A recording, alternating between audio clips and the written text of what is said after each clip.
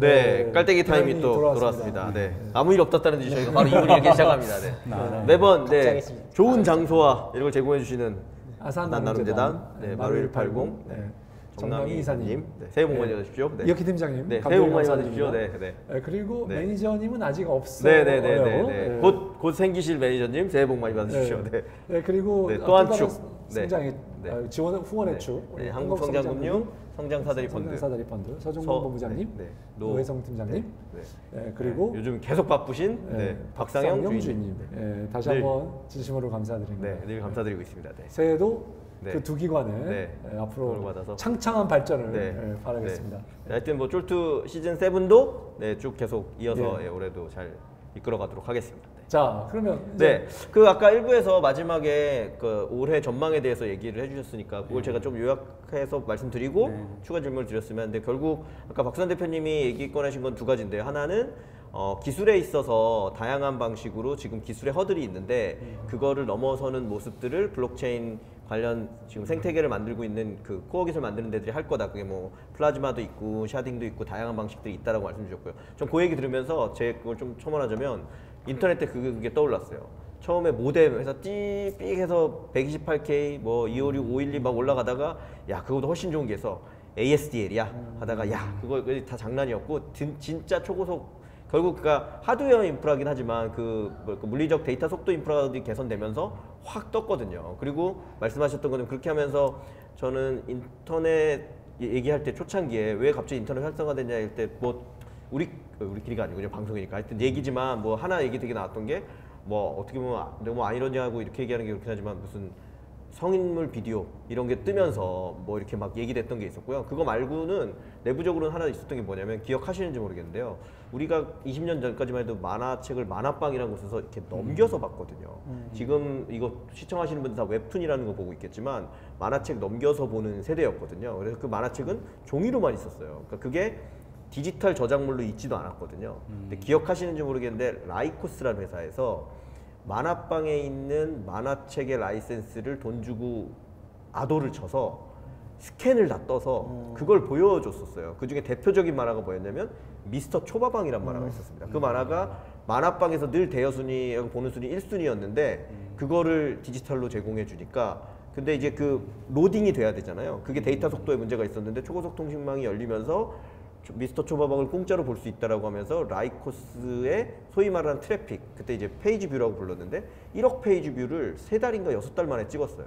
근데 이제 나중에 알고 보니까 라이코스 1억 페이지, 하루에 데일리 페이지 뷰가 1억인데 1억 페이지 뷰 중에 8천만 페이지 뷰가 초밥왕 페이지 뷰인 거죠.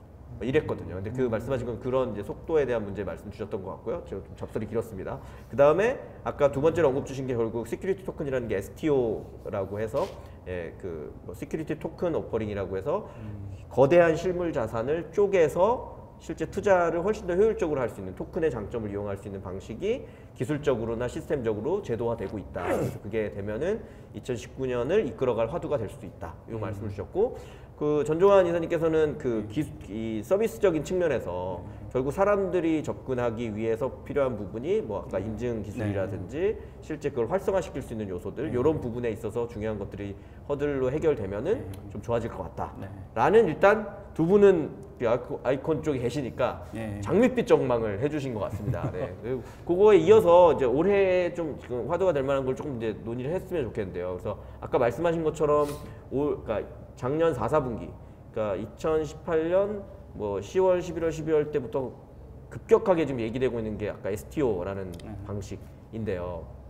그 이제 코인, 그 토큰이 그 나눠서 투자를 하게 되면 부가가치가 좋아지는 거 아니냐라는 걸 하고 그게 이제 크라우드 펀딩이나 이런 데서도 충분히 의미가 있을 거다라는 얘기를 하고 있는데 저는 역으로 이사님께서 말씀 주셨고 여쭤보고 싶은 거는 사실 뭐 코스닥 시장, 뭐 코스피 시장, 주식 시장도 많이 있는데요. 코스피는 좋은 우량주들이 많이 있으니까 거래가 많이 되잖아요. 근데 그에 비해서 코스닥은 잘 안 되고 그리고 들어보셨는지 모르겠는데 코넥스라는 것도 있지 않습니까? 근데 코넥스 같은 경우는 제도와 정비는 더 훨씬 프렌들리하게 이렇게 유연성 있게 만들어 놨는데 사실은 아무도 거래를 잘 안 하거든요.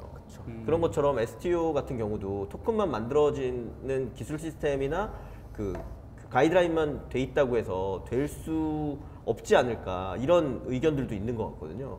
그 STO에 대해서 조금 더 구체적으로 얘기해 주신다면 어떤 견해를 가지고 계신가요? 말씀하신 게 맞는 게 뭐 코덱스 엄청 안 되잖아요. 네네네. 그리고 코스피에 있는 것들은 이미 지금도 사기 굉장히 쉬워요. 그쵸. 유동성도 있고. 그쵸. 그거를 토큰화 시켰을 때 잘 된다고 물어보면 저는 의미 없다고 보고요. 네. 어떤 거를 해야 되냐면은 분명히 이거는 그 코덱스에 있는 회사들은 사실 굉장히 많은 수가 망하고 성공하는 게 돈 벌 수 있는 주가 별로 없잖아요. 네. 근데 누가 봐도 되게 돈을 벌 만한 투자 부동산인데 너무 금액이 크거나 아니면은 이게 유동성이 약해가지고 못 사는 혹은 이렇게 전산화가 이제 주식시장, 증권시장처럼 전산화가 잘 돼 있지 않고 가서 뭐 제3기관 껴가지고 계약서 이만큼 보고 이만큼 도장 찍고 해야 되는 그러한 자산들 그런 것들이 그 대상이 되고요. 그런 것들의 예시가 부동산이나 아니면은 해마다 20%씩 오르고 있는 고가의 미술품이라든지 혹은 뭐 선박, 배 뭐 이런 것들 혹은 물론 주식으로 따지면 저는 만약에 한다면 의미 있다고 생각하는 거는 뭐 스타트업 핀테크 혹은 유통 쪽에 좀 잘 나가는 그런 회사 스타트업을 한 30개 정도 묶어가지고 바스켓 형태로 해가지고 그걸 토큰화 시킨다 이러면은 어느 정도 해칭되고 그 분산 투자가 되는 거잖아요. 그런 것들도 살 수도 없고요. 사실 개인들이 접근할 수 없는 투자 시장이고 그런 것들이 될 것 같아요. 그래서 저는 말씀하신 대로 뭐 미국 시장이나 우리 코스피 시장을 토큰화 시켜서는 뭐 의미 없고 코덱스 시킨다고 해서 그 상품 자체가 안 좋은데 오르지 않는 상품인데 이런 거 의미 없고. 그러면 그 말씀대로면 지금 그런 시도가 국내에서는 아까 그 제도 이슈, 레귤레이션 이슈를 말씀 주셨고요. 해외에서는 이미 뭐 진행 중이거나 이렇게 검토가 되고 있는 건가요?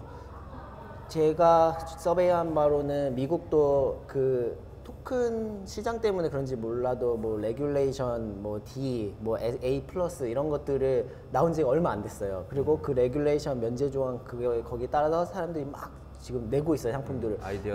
어떤 큰 기숙사를 이렇게 쪼개가지고 판다든지, 뭐 모르겠어요. 건물을 한다든지, 뭐 농장을 한다든지 이런 것들을 하더라고요. 그래서 그런 프로젝트가 나오고 있고, 근데 거기도 거래 토큰 발행까지는 했는데, 그리고 펀딩도 성공했고, 근데 이제 다음 문제는 이거를 두 번째 사용자한테 팔 수 있어야 되잖아요. 근데 그 거래소는 또 다른 이제 그 라이센스더라고요. 그런 문제도 이제 막 이제 줄다리기라면서 싸우고 있는 것 같아요.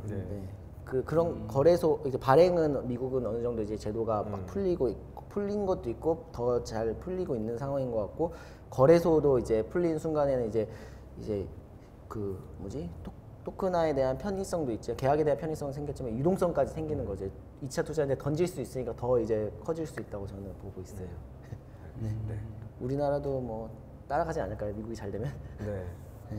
그렇죠. 그런 사례가 해외에서 어쨌거나 지금 뭐 발굴되고 있다. 그래서 2019년의 관전 포인트로 한번 뭐 볼 수 있는 부분일 것 같아요. 어차피 이런 예를 들면 STO가 활성화돼서 그런 시큐리티 토큰들이 활성화되면 그 시큐리티 토큰을 플랫폼으로 하는 그 플랫폼 토큰도 따라서 가격이 오른다고 봐야 되는 건가요? 아니면 어떻게 봐야 되는 거예요? 이 관계를 어떻게 봐야 될까요? 보통 말하는 이제 플랫폼 코인과 아까 또 설명해 주신 뎁이 생겼을 때 보통 이제 플랫폼은 보통 얘기 보니까 코인으로 부르고 그 위에 뎁들은 대부분 이제 토큰이라는 개념으로 많이 부르는 것 같은데요. 뭐 말도 섞여서 하고 있지만 뭐 그런 관계도 그렇고 지금 말씀 주신 뭐 STO도 그렇고 그런 상관관계는 어떻게 된다고 보면 될까요?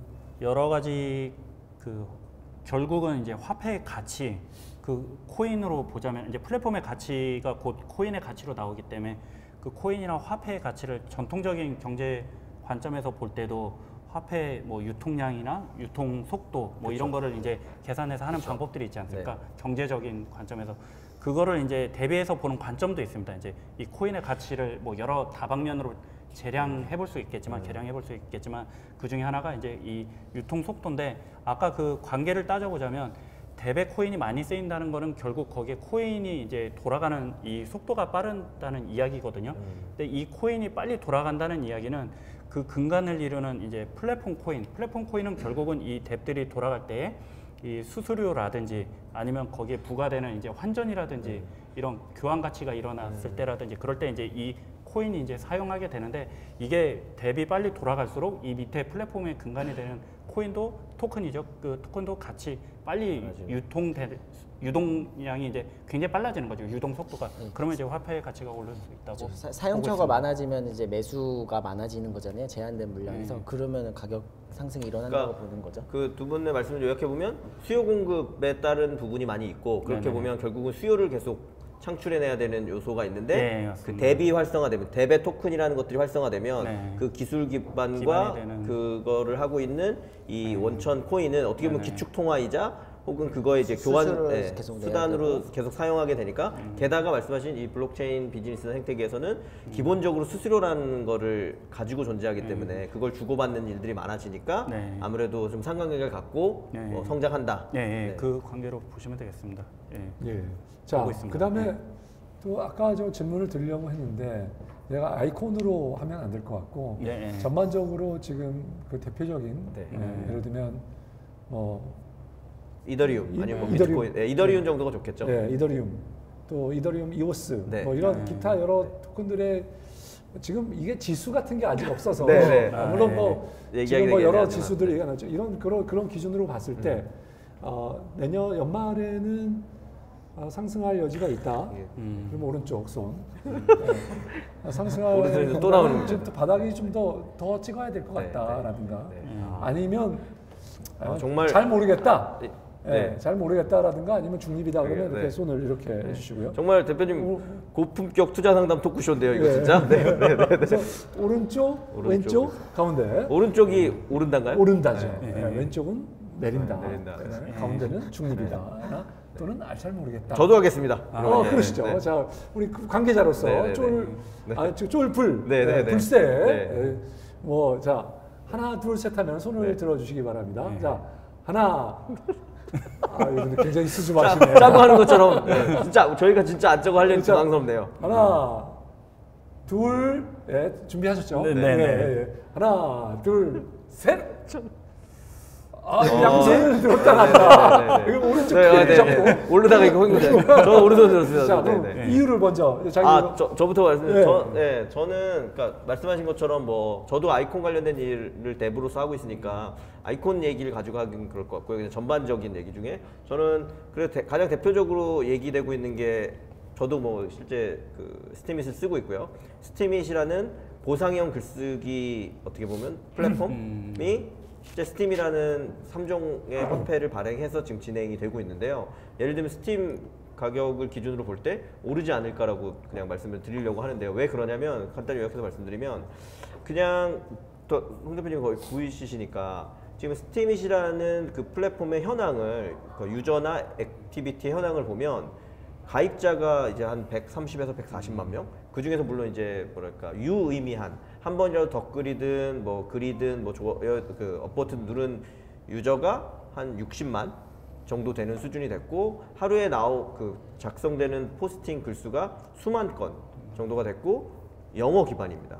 미국 기반으로 되고 있는 요 정도. 그리고 그 유저 그 충성도가 매우 높고 그 다음에 구글이나 이렇게 검색 엔진 최적화가 잘 돼 있어서 노출 빈도가 되게 높고요. 그 다음 개별 포스팅당 그 뭐랄까 작성된 뭐랄까 작가의 노력이라고 해야 될까요? 글쓴이의 노력이 다른 글쓰기 플랫폼에 비해서 높은 걸로 어느 정도 증명되어 있고 이런 서비스가 그냥 블록체인 기반이 아니라 일반 IT 기반의 서비스였다 하더라도 제 생각에는 미국에서 100만 명 이상의 충성도 있는 유저를 모은 컨텐츠가 자발적으로 생산되고 있는 데라고 하면 개인적으로는 뭐 당연히 1000억 이상 가치는 있다고 생각이 되거든요. 근데 제가 알기로 지금 스팀잇에 저희가 지금 방송 촬영하는 기준으로 전체 이 토큰 서큘레이션에 따른 가치가 지금 초반에는 뭐 1조, 1.5조 이렇게까지 했다가 지금 1000억 수준으로 내려온 걸로 알고 있거든요.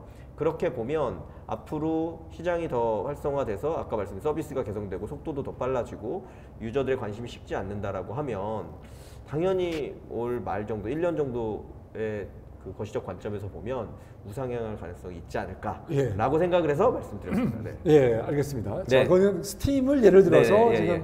스팀잇을 네. 설명을 하셨고요. 아, 두 분의 너무 궁금합니다. 예, 네. 자 우리 예, 뭐, 박 이사님, 예. 예. 제 생각에는 일단 아, 이건 뭐였나요, 근데요? 아, 오르다가 굉장히- fog락한다는 건가요? 손을 크게 드셨어요. 네, 근데 아니 이렇게 아, 하셨어요. 아니, 내가 보면 이게 우리 홍 대표님이 이 정도 저 요즘 드셨는데 네. 이전 크게 드셨어요. 아 떡상, 아 떡상, 네. 일상적으로 네. 투더문인가요, 저기? 네. 네. 일단 지금 전체 코인 전체 마켓 시총 네. 전체 코인 한 싸움 했을 때의 그 시총이 이제 한 1년 전 정도 이상 되겠죠. 네. 그때랑 지금이랑 비교했을 때 당연히 이제 디앱 개수라든지 트랜잭션 개수라든지 지갑 개수는 현저히 높아져 있어요. 그리고 그 추세도 점점 계속 높아지고 있고요. 잠깐만요. 지갑 개수와 네. 또 그 트랜잭션 개수. 트랜잭션 트랜잭션 개수가 개수. 높아지고 네. 있다. 네, 그 그렇죠. 1년 블록체인- 전에 비해서는 사실 말도 못하게 성장했죠. 그쵸. 네. 그리고 그 말은즉슨 그 블록체인이 그때 지금 그 1년 전보다 활성화돼서 계속 돌고 있고 잠깐만요. 사용자들 제가 시간을 뺏고 있는 거죠. 잠깐만요. 그거에 대한 반론을 제기하자면 예, 예, 예. 아까 그 지갑 앱이나 이런 것들이 예, 많이 예. 되는데 예. 이거 떨어지면서 계속 그거 저거 하느라고 그 뭐라고 하죠? 매도한다고요? 예? 그저 처리하느라고 그러면서 좀 늘어나는 것도 있지 않을까요? 아 이거 뭐 하는 얘기입니다. 그래, 그럴 그래도 수도 뭐, 네, 있겠네요. 네. 네. 근데 뭐 분명한 거는 트랜잭션 수랑 유저 전반적으로, 수, 네. 예. 그 말은즉슨 사람들의 시간을 그 전보다 많이 뺏고 있고 사용하고 있다는 거 그 지표 자체만 봐도 그렇고 그 다음에 기술적으로 봤을 때도 그때 옛날에 모뎀이라고 말씀하셨는데 모뎀의 속도가 빨라지고 있고 그 다음에 유저가 접근할 수 있는 그 억세스 그 허들들이 낮아지고 편의성이 낮아지고 있어요. 그러면 저희 엄마 아빠도 쓸 수 있을 정도가 됐고요. 네, 네. 이게 블록체인인지 모르고 그냥 쓰는 거죠. 그러면은 그 유저 수 당연히 그 지표 더 좋아질 거고. 그리고 세 번째는 그 많이 쓴다는 건 당연히 이제 제한된 이제 발행량에서 매수세가 세니까 그냥 오를 수밖에 없는 거고. 법적으로 봤을 때도 예전에는 무법이었다가 이거 진짜 아니야 막 막 때렸다가 지금은 이제 어떻게 보면은 그 이제 투기 세력은 투기는 좀 잠잠해진 것 같으니까 우리가 먹을 수 있는 부분은 먹을까? 약간 이런 식으로 돌아오고 심지어 이제 금융기관이나 이런 데서도 1년 전에 뭐 POC 했던 프로젝트들이 웬만치 이거 워크하네 하니까 점점 레거시 시스템에 조금씩 더 이제 적용하는 저희는 이제 프라이빗 체인을 이제 이사님이랑 같이 하고 있으니까 그런 마음을 열고 그 레거시 DB를 엎어서 블록체인 DB로 바꾸는 그러한 어프로치를 하는 거 보면은 뭐 위로 갈 거밖에 없지 않나. 위로 갈 거밖에 없다. 네, 네, 네. 기술적으로, 법적으로, 네, 네, 네, 그다음에 지표적으로도. 네. 가격의 위로가 아니라 마음의 위로를 받는 거예요. 죄송합니다. 저희가 이런 아재 개그를 가끔씩 한 번씩 하기 때문에. 알겠습니다. 이유 대표님이 없으니까 요즘 이렇게 그립네요. 그런 거 많이 해주셨었는데. 네. 자, 네, 우리 네. 예, 전종환 이사님. 네, 전 이사님. 예, 저도 오른손이었습니다만 왼손도 네, 약간 네. 있었습니다. 네, 네. 그게 당분간은 이 상태가 조금은 유지되지 않을까. 그 침체가, 지금의 네. 이제 횡보장이라고 할까요? 네. 주식으로 따지면 횡보장 같은 이제 이 장세가 가다가 그 궁극적으로는 이제 저도 오른다 쪽으로 보고 있는데요. 저는 두 가지를 이유를 들겠습니다. 하나는 좀 전에 말씀하셨던 이제 기술 발전을 담보로 하는 사용성의 이제 증가, 편리성의 증가, 이제 일상 대중적으로 매서답션 되는 그게 이제 물론 아까 1년도 이야기하셨고 2년도 이야기하셨지만 좀 시간은 걸리겠습니다만 거기로 가는 거는 분명하게 존재한다. 그 부분에서의 이제 상승을 하나 잡고 있고요. 또 하나는 이제 기술적 이야기는 아닙니다만 제도 안착에 따른 어떤 그런 그 안정화, 자금의 유입 그런 거를 좀 보고 있습니다.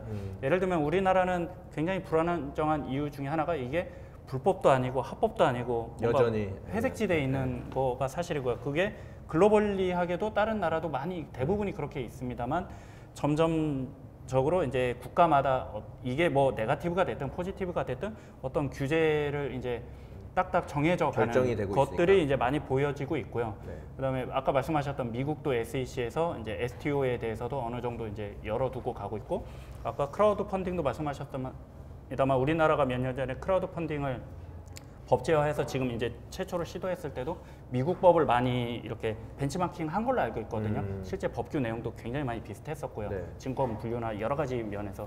근데 그거에 이제 반면교사로 비추어 봤을 때는 이제 이런 STO나 이런 규제들도 그거를 많이 따라갈 걸로 보고 있고, 또 크라우드 펀딩도 최근에 이제 다시 활성화하기 위해서 여러 가지 이제 규제 활성화도 이제 푸는 것들도 있어 보이고요. 뭐 그런 한 축을 보더라도 그렇고, 이제 일본 같은 경우에도 어떤 규제를 굉장히 이제 딱 맞춰 나가서 이제 기존의 기관이랄지 이제 거대 자금이랄지 이런 것들이 유입할 수 있는 어떤 통로가 보이지 않을까, 그런 부분을 또 한 축으로 보고 있습니다. 그래서 궁극적으로는 오른다의 보고 시장 있습니다. 환경이 개선되고 있다. 네. 네. 자, 송 대표님도 혹시 의견 아니요. 간단히라도 한번 주시죠. 아니요. 네, 저는 잘 뭐- 모르는 분의 의견도 되게 중요해요. 제가 선무당이 사람 잡는다고 잘 맞출 확률이 높습니다. 질문을 조금 드릴게요. 네. 우선 그 이제 그 사용성 좋아지는 거는 이렇게 기술이 발전하면서 되는데, 저는 가장 그런 게 합의 알고리즘하고 기본적으로 이게 그 암호 알고리즘을 돌리면서 가지고 있는 오버헤드가 있기 때문에, 그 오버헤드 때문에 실제로 이게 효용성 있는 효율적인 속도까지 도달할 수 있을 거냐, 트랜잭션이. 충분히 예를 들면 게임을 돌린다. 그러면 굉장히 빠른 시간에 네.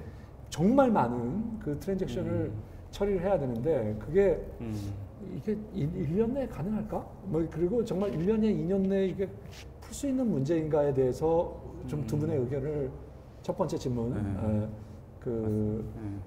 들고 싶고요. 두 번째는 아직까지도 굉장히 바닥이라고 하지만, 그다음에 그 가치로 보면 이 가치가 사실 가치의 기준이, 우리 그 회사의 주식은 실물의 가격이 있잖아요. 그래서 그 회사에 뭐 영업이익도 그쵸. 있고, 네네. 그다음에 뭐 에비타도 있고, 네. 그다음에 버는 돈에라고 하는 것도 있고 이런데, 여기는 아직 그런 가치들이 지금 설정이 되지 않은 상태에서 특히 플랫폼 토큰들이라고 하는, 플랫폼 코인이라고 하는 것들이 굉장히 가격이 굉장히 높은 상태란 말이에요. 아직까지 이게 뭐 기준가가 없으니까. 그런 의미에서 이게 바닥을 하기에는 애매한 면이 있는데, 거기에 대해서 뭐 짤막하게 이것도 역시 뭐 우리 그러니까 요약하면 일단 블록체인의 다양한 기술적 난제들이 해결될 수 있는 것이냐, 그 다음에 말씀하신 것처럼 블록체인 혹은 토큰 이코노미가 가지고 있다는 본질적 가치 혹은 본질적 가치의 측정 기준, 특정 수단 이런 이게 없는 상황에서 네. 지금이 바닥이라고 했으면 그렇죠. 근거는 좀 마땅치 않다라는 건데요. 여기 대해서 일단 기술에 대한 거는 난제는 어떻게 예, 보세요? 제가 먼저 네. 뭐 설명을 드리자면, 이제 설명이라기보다는 이제 사례를 들어서 말씀드려야 될 것 같은데요. 물론 이제 다들 아시다시피 이제 블록체인이 만능인 부분은 아닙니다. 그래서 뭐 특정이라기보다는 그거에 맞는 이제 사례들에서 어떤 ROI랄까요? 그 인풋 대비 아웃풋을 많이 뽑아내는, 그거를 이제 적절하게 찾아가는 시점이라고 보여지고 있거든요. 초반에는 이제 블록체인이 모든 걸 다 할 수 있다라고 해서 뭐 여기저기 다 블록체인을 너무 이야기했지만, 환상적이라고 얘기했죠. 예, 네. 모든 게 다 해결할 수 있을 것처럼 했지만, 사실 이제 실 사례로 가보다 보면 그것이 딱 맞는 사례도 있고 아닌 사례도 있죠. 그 예를 들면 어떤 업체에서는 한 업체에서 우리 회사 내에서만 쓸 건데 블록체인을 도입해야 된다. 왜냐면 이제 대표님이 이거를 도입하자라고 했으니까 해야 된다라고 했는데, 그때도 이제 저나 또 다른 분이 가서 설명드렸던 거는 회사 내에서는 굳이 하실 필요 없습니다. 그냥 기존처럼 DB하고 웹서버 해서 그냥 하셔도 다 문제 없습니다. 그래서 그럼 왜 블록체인 하냐? 그러면은 기본적인 거는 서로 이제 믿기 어려운 상대들을 묶어서 시너지 날 수 있는 부분, 뭐 그런 데서 많이 쓰입니다 하면 딱 와닿진 않아요. 그렇게 설명하면. 그러면 이제 최근에 이제 정부 과제 쪽이나 이런 데서 했던 사례 중에 뭐 하나 사례를 말씀드리면, 저희 쪽 사례라기보다 이제 다른 사례를 말씀드리면, 국토부에서 했던 사례 중에 하나는 그 정부에서 이제 진행했던 과제였습니다. 근데 그 등기부 등본 같은 거를 아직도 이제 페이퍼워크로 많이 하고 있죠. 사실 IT 세상에서 아직도 페이퍼워크로 하는 분야들이 많이 있습니다. 그렇죠.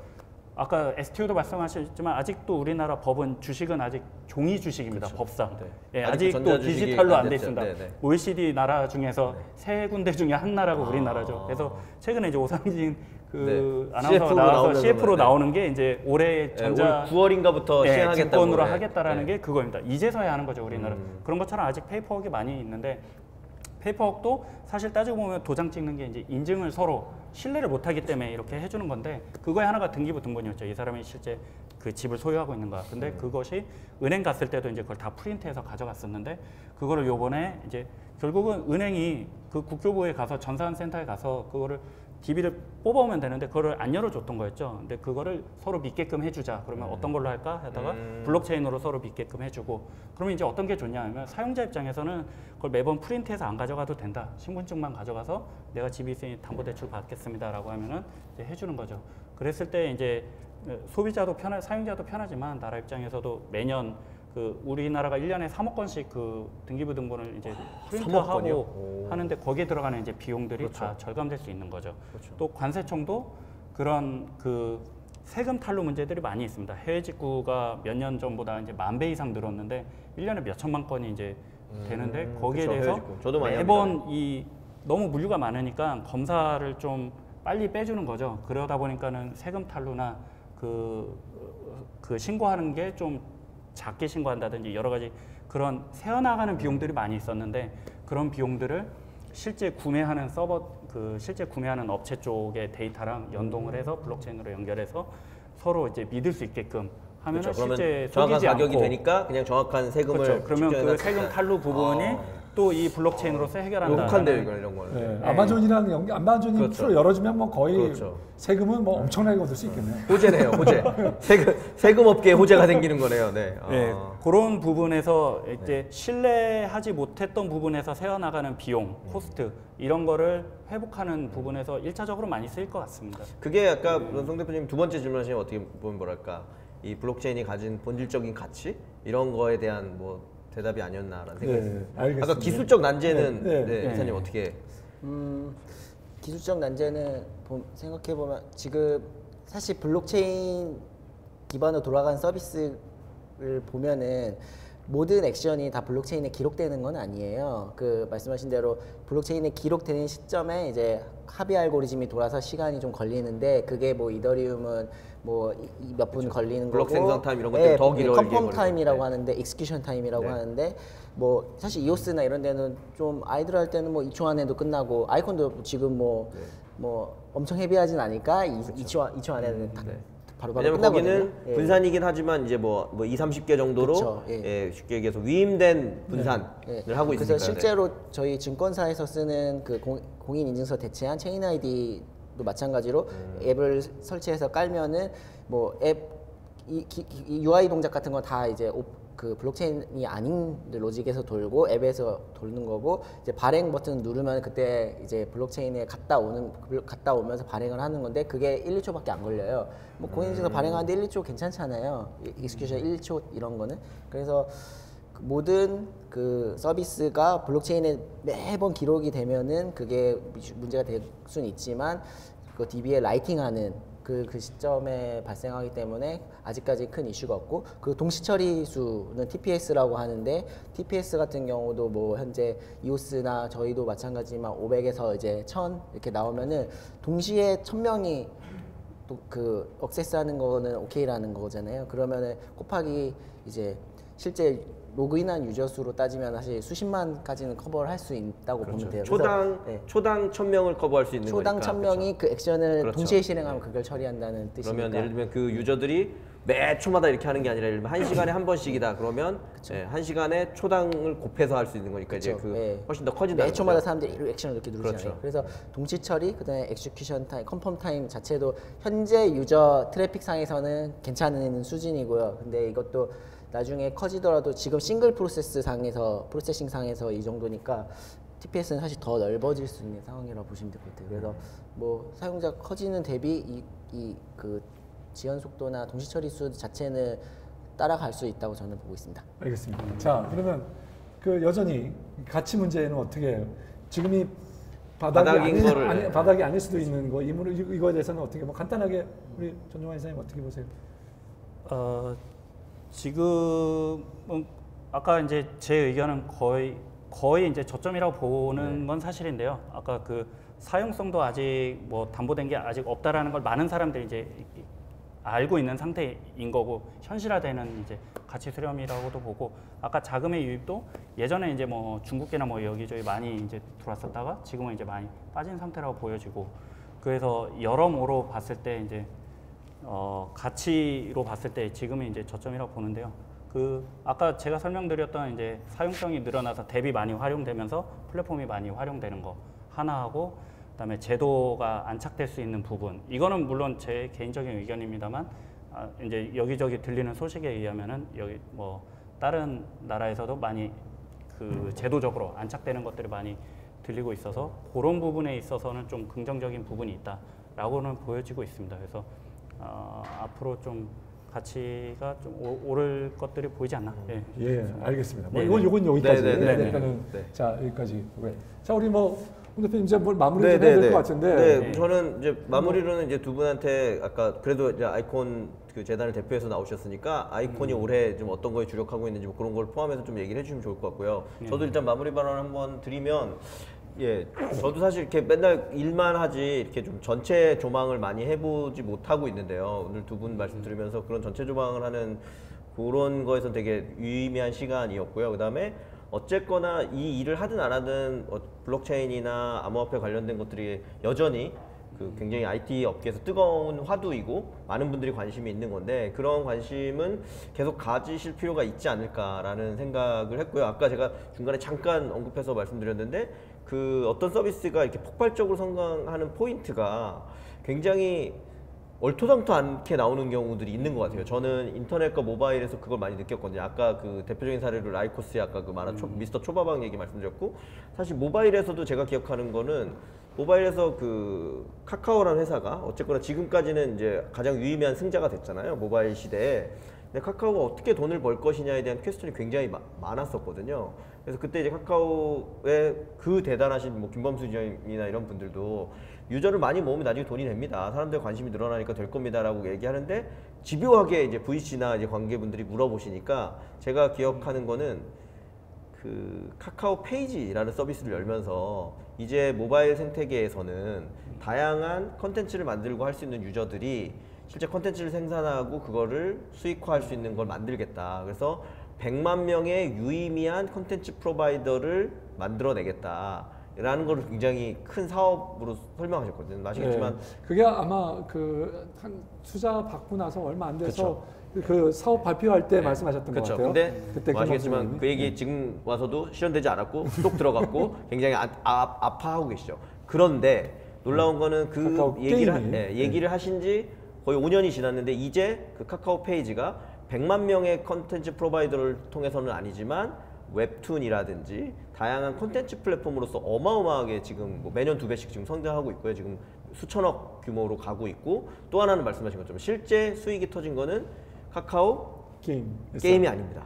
카카오 게임 하기. 네, 그래서 게임을 만든 것도 아니고 단지 나와 있던 게임을 하트랑 점수를 경쟁할 수 있도록 연결해 줬더니 이제 송은강 대표님처럼 이제 최근 1, 20년간 하트를 써본 기억이 전혀 없는 분들이 내가 누군가에게 하트를 보낼 수 있다 라는 마음에 들떠서 막 이미 있었던 게임인 애니팡 같은 걸 하게 되면서, 사실 아시겠지만 카카오가 지금까지 5, 6년 동안 제가 알기로는 게임하기로 연계해서만 수수료로 받아들인 실영업이익이 되는 수익이 3조 원 이상 되는 걸로 알고 있거든요. 이제 그런 게 어떻게 보면 터진 거죠. 그래서 블록체인이 그렇게 될 수 있는지는 모르겠지만 그렇게 할 수 있는 오늘 가능성들을 여러 가지 얘기해 주신 것 같아요. 뭐 아까 STO 얘기도 그렇고, 그 다음에 이제 실사용자들이 사용하는 그거 중에 이제 어떤 정부나 이런 데서 쓰게 되는 몇 가지 이 효용성을 높이는 이런 케이스들 중에 우리가 생각하지 못하는 것이 번뜩이는 수준으로 2019년에 나와준다면 어떻게 보면 이제 큰 생태계, 큰 이 IT의 영역으로 갈 수 있는 부분이 있을 것 같고요. 또 반대로 제가 되게 좋은 사람만 얘기해서 그렇지, 뭐 그렇게 이제 그걸 표방하고 나왔던 뭐 20년 전에 나왔던 뭐 골드뱅크나 이런 회사들이 광고 보면 돈 들여요라고 했다가 결국 잘 안 됐고, 그 10년 전에 또 반복했던, 한 7, 8년 전에 반복했던 뭐 에드라떼라든지 이런 회사들이 또 역시나 보상형 광고라는 부분도 영역으로는 자리 잡았지만 메인 스트림이 되진 못했거든요. 그래서 블록체인도 결국은 저는 이제 2019년이 그 갈림길을 판단하는, 전체 중에 투명성과 신뢰성을 확보하는 일부 영역에서만 쓰일 것이냐, 아니면 그 부가가치의 가능성이 널리 여러 영역에 퍼져서 더 큰 사업이 될 것이냐에 대한 관전 포인트가 있지 않나라는 생각이 들고요. 네, 개인적으로는 저도 이제 이 업계에서 일을 하고 있으니 그게 메인스트림으로 갈 수 있도록 노력을 해야겠다, 이런 생각이 들었습니다. 알겠습니다. 네. 이게 굉장히 조금은 짧게 네. 두 분 자. 질문이 뭐였었죠? 지금은 2019년에 뭐 아이콘의 화두 혹은 블록체인의 화두, 그런 부분 포함해서 마무리 말씀을 해주시면 네, 됩니다. 되게 짧게 할게요. 그렇게 보면 될 것 같아요. 저희가 뭐 말씀하신 대로 얼마나 행보할지는 모르겠어요. 근데 지금 보이는 지표 DApp 수나 트랜잭션 수나 지금 보이는 블록체인의 UI와 그 모뎀 같은 성능이 계속 뭐 3년, 5년, 10년까지 이게 그대로 돼 있거나 아예 소멸한다고 가정하시면은 투자하시면 안 되고요. 근데 이거보다 좀 더 유저 프렌들리하고 속도가 더 최적화되고 뭐 멀티 프로세싱이 되고 그다음에 뭐 나도 모르게 불필요하게 막 도장을 찍고 뭐 페이퍼웍을 하는 그 신뢰가 필요하고 뭐 제3기관이 필요하고 뭐 어둠의 세계에서 일어나는 모든 것들이 이렇게 체인에 올라서 투명하게 쓸 거라고 일말에 좀 더 나아질 거라고 가정을 하면은 이 시장을 좀 더 주의 깊게 보고 기다려 주시고 뭐 투자에 관심이 있으신 분들은 좀 투자해도 되지 않을까라고 생각합니다. 알겠습니다. 자, 우리 예, 선생님. 저는 그 블록체인 처음 할 때 그 블록체인 사상 자체가 데이터를 공유하고 같이 한다라는 그런 컨셉이 굉장히 마음에 들었었는데요. 그 마찬가지로 아이콘도 플랫폼입니다. 그래서 아이콘 혼자서 한다기보다는 관련된 아까 말씀드린 대앱 업체나 관련된 여러 업체들과 같이 하는 모양새로 블록체인을 같이 키워나가는 그런 같이 한다는 이런 컨셉이 굉장히 좋아서 2019년에도 같이 키워나가면서 이 블록체인 가치도 같이 올릴 수 있는 그런 한 해가 될 수 있도록 하겠습니다. 가치를 키워가자라는 가치를 키워가자. 네, 알겠습니다. 송 대표님도 마무리 발언 그래도 하는데 예, 잠깐만요. 투자 하기 전에 제가 우선 저는 그냥 한마디로 들면 혹시 잘 모르시는 분들을 위해서 말씀을 드리면 아이콘이 국내에서 만들어진 토종 그 블록체인이고요. 블록체인으로 밸류에이션도 국내에서 만들어진 것 중에서는 전 세계 탑 100 안에 들어서 한 지금 40위 정도 하는 가장 높은 순위에 올라가 있죠. 한때 20대까지 갔었는데 15위, 20위까지 갔다고 그래요. 갔다가 지금 좀 떨어지긴 했지만 그래도 국내 1등을 하고 있는 블록체인의 핵심 오늘 를 하시고 있는 분들을 모셔가지고 오늘 블록체인을 조망을 했는데요. 그래서 그런 걸로 생각하시고 오늘 방송을 들어주시면 좋을 것 같고요. 오늘 방송에서 뭐 저희가 평가하거나 뭐 투자금이 필요하거나 이미 그래도 옛날에 모을 때는 그게 거의 몇천억이었는데 그렇죠. 한때 지금은 역으로 저희가 코인을 좀 받아야 되는 상황입니다. 투자를 드려야 되는 상황이 아니라 그런 상황인데 자, 뭐 두 분이 짤막하게 저희 뭐, 소감. 여기 아이콘 자랑을 하셔도 좋고요. 또는 아이콘을 지금 그 블록체인 업계에 있는 또 블록체인 업계를 무시하고 있다가 또 관심을 가지고 뭐 이런 분들에게 한 말씀 간단하게 해주시면 우선 우리 박 이사님부터 해주시면 어떨까요? 뭐 되게 지나치게 너무 관심을 뜨겁게 받았다가 이게 생각만큼 저희 뭐 블록체인 기술이 눈에 보이는 게 없으니까 사람들이 많이 실망을 하고 또 기대만큼 이만큼 왔다가 이 시장에서 되게 디프레스된 사람들도 많은 것 같아요. 저도 마음적으로 옛날만큼 막 신나고 막 파이팅 넘치고 이렇다고 신나진 않고 그래도 여전히 신나긴 해요. 그래서 되게 재밌게 되게 저보다 훨씬 더 훌륭하고 똑똑한 사람들이 이 업계에서 저희 회사뿐만 아니라 되게 집중하고 있거든요. 근데 뭐 진심으로 되게 막 혁신을 일으키려고 하고 있고 막 그러고 있기 때문에 되게 기대하시고 봐주시면은 되게 또 재밌는 그 패러다임 체인지가 일어나지 않을까라고 보고 있습니다. 예, 알겠습니다. 우리 이사님. 예, 그 블록체인 기술들이 굉장히 새로운 영역, 새로운 분야로 많이 개척해 나가는 것 같습니다. 기술뿐만이 아니라 말씀드렸던 STO나 여러 가지들이 아직 규제 부분이나 이런 것들이 미비한 부분도 많이 있지만 그런 새로운 분야에서 새로운 영역으로 많이 개척해 나갈 때에 아까 말씀드린 같이 할 수 있는 그런 게 이제 이 블록체인 업계이다 보니 아이콘도 그런 거에 하나 일조를 하고 또 같이 할 수 있는 그런 업체들이나 팀, 프로젝트들이 모여서 새로운 쪽으로 같이 도전해 볼 수 있는 그런 팀들이 있으면 언제든지 연락을 부탁드리겠습니다. 알겠습니다. 예. 자, 홍 대표님 마지막으로 뭐 짤막하게. 네, 뭐 저는 너무 재밌었고 아까 말씀드린 것처럼 저도 뭐 업계에 있으니까 되게 긍정적으로 말씀드렸지만 사실 어려운 상황인 건 맞는 것 같고요. 2019년은 어떻게 보면 2009년이 그랬고 1999년이 그랬듯이 1999년은 인터넷, 2009년은 모바일, 2019년은 뭐 블록체인 관련된 부분. AI나 뭐 AI 인공지능 5G가 아닐까요? 2019년이 뭔진 모르겠지만 블록체인에 이게 뭐 블록체인 쪽에서도 그런 어떤 그 방향성이 결정되는 되게 중요한 한 해니까 뭐 관심을 갖고 한번 지켜보시면 좋을 것 같고요. 저도 오늘 되게 재밌는 시간이었습니다. 네, 알겠습니다. 오늘 출연해 주셔서 진심으로 감사합니다. 감사드립니다. 아, 네, 감사합니다. 감사합니다. 감사합니다.